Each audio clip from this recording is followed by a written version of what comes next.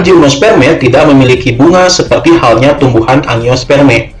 Namun, tumbuhan gimnosperme memiliki alat perkembangbiakan generatif yang disebut strobilus atau runjung. Pada tumbuhan pinus dan melinjo, terdapat dua jenis strobilus dalam satu pohon, yaitu strobilus jantan dan strobilus betina. Pada tumbuhan pakis haji, strobilus jantan dan betina terpisah atau tidak berada dalam satu pohon. Pada strobilus jantan terdapat mikrosporangia atau ruang-ruang spora. Di dalam sporangia, sel-sel akan mengalami pembelahan meiosis dan menghasilkan mikrospora atau spora jantan. Mikrospora akan berkembang membentuk serbuk sari. Serbuk sari pada tumbuhan pinus memiliki sayap. Strobilus betina tersusun dari banyak megasporofil atau daun penghasil megaspora. Tiap megasporofil mengandung dua bakal biji. Tiap bakal biji mengandung megasporangium atau kotak spora. Sel dalam megasporangium akan mengalami pembelahan meiosis dan menghasilkan megaspora atau spora betina. Inti megaspora akan mengalami mitosis membentuk sel telur. Penyerbukan pada gimnosperme terjadi jika serbuk sari menempel pada lubang bakal biji. Serbuk sari akan tertangkap oleh cairan yang terdapat di lubang bakal biji. Jika cairan menguap, maka serbuk sari akan dapat masuk ke bakal biji dan terjadilah pembuahan.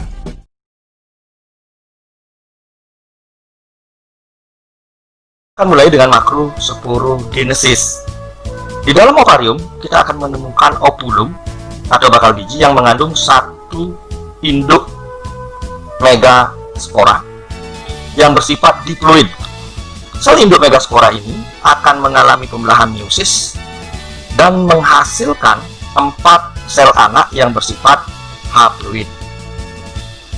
3 sel anak akan mengalami degenerasi, 1 fungsional, kemudian berkembang. Inti selnya akan mengalami pembelahan secara berturut-turut sebanyak 3 kali. Kita perhatikan. Pada akhirnya menghasilkan 8 inti sel yang haploid. Nah, kemudian ke-8 inti sel ini mengalami perubahan formasi. 3 inti sel paling atas itu disebut dengan antipoda. Ya, perhatikan.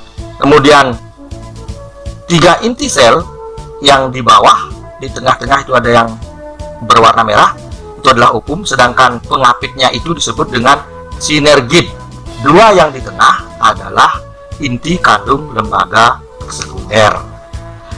Nah, kita lanjutkan sekarang dengan mikrosporogenesis yang terjadi pada serbuk sari. Nah, serbuk sari yang matang itu sudah memiliki 2 inti sel hasil karyokinesis yang pertama. Inti sel yang putih itu adalah inti vegetatif, sedangkan yang merah adalah inti generatif. Dengan berbagai media, serbuk sari yang matang ini sampai pada stigma atau kepala putik. Jika dibantu oleh angin disebut animogami. Nah, lanjut, inti vegetatif akan membuat buluh serbuk sari menuju ruang kandung lembaga. Sementara inti generatif akan ikut di belakangnya. Selama perjalanan tersebut, inti generatif akan membelah menjadi 2. Yang di depan disebut inti generatif 1, sedangkan yang di belakang disebut inti generatif 2. Inti vegetatif sampai di ruang bakal biji akan mengalami degenerasi, sedangkan inti generatif 1 akan membuahi ovum, menghasilkan zigot. Inti generatif 2 bergabung dengan inti kandung lembaga sekunder menghasilkan endosperm atau cadangan makanan. Nah, cadangan makanan ini akan digunakan oleh embrio untuk bertahan hidup selama belum menemukan tempat yang kondusif untuk bertumbuh dan berkembang.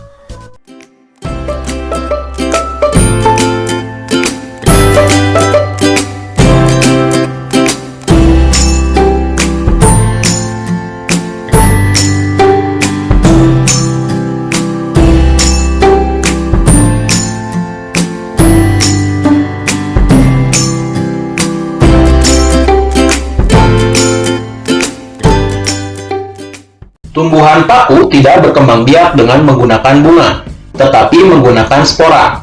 Namun demikian, tumbuhan paku juga tetap dapat menghasilkan sel kelamin dalam perkembangbiakannya. Dengan demikian, tumbuhan paku dapat mengalami perkembangbiakan secara vegetatif maupun generatif. Jika kadar air pada kotak spora berkurang, kotak spora akan pecah dan mengeluarkan spora yang ada di dalamnya. Spora akan tersebar dan akan tumbuh menjadi protalium jika lingkungannya sesuai untuk tumbuh. Protalium akan berkembang dan menghasilkan antheridium dan archegonium. Antheridium akan menghasilkan sperma berflagel atau berekor, dan archegonium menghasilkan sel telur. Fertilisasi terjadi jika sperma yang dihasilkan oleh antheridium sampai pada sel telur yang dihasilkan oleh archegonium sehingga akan dihasilkan zigot. Meskipun memiliki flagela, sperma tumbuhan paku memerlukan air untuk pergerakannya. Zigot yang tumbuh dan berkembang menjadi tumbuhan paku yang baru. Perkembangbiakan vegetatif pada tumbuhan paku dilakukan dengan rizoma. Rizoma dapat tumbuh ke segala arah dan membentuk koloni tumbuhan paku yang baru. Rizoma adalah batang yang tumbuh di dalam tanah.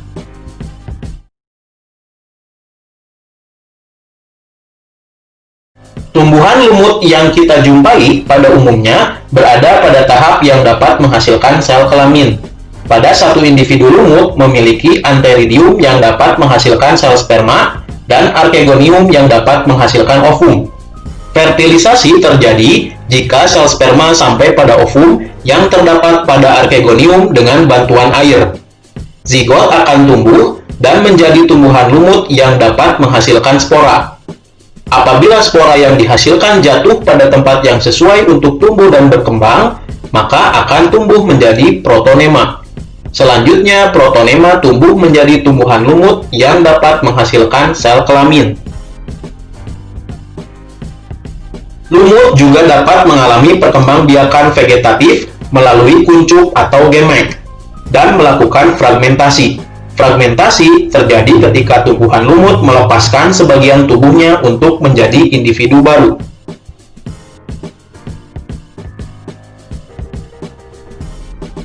Hidroponik merupakan cara penanaman tumbuhan dengan menggunakan larutan nutrisi dan mineral dalam air dan tanpa menggunakan tanah.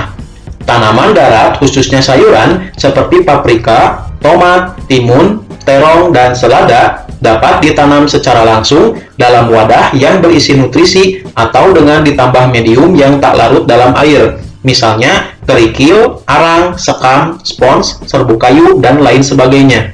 Ilmuwan menemukan bahwa tumbuhan menyerap nutrisi yang penting dalam bentuk ion-ion yang terlarut dalam air.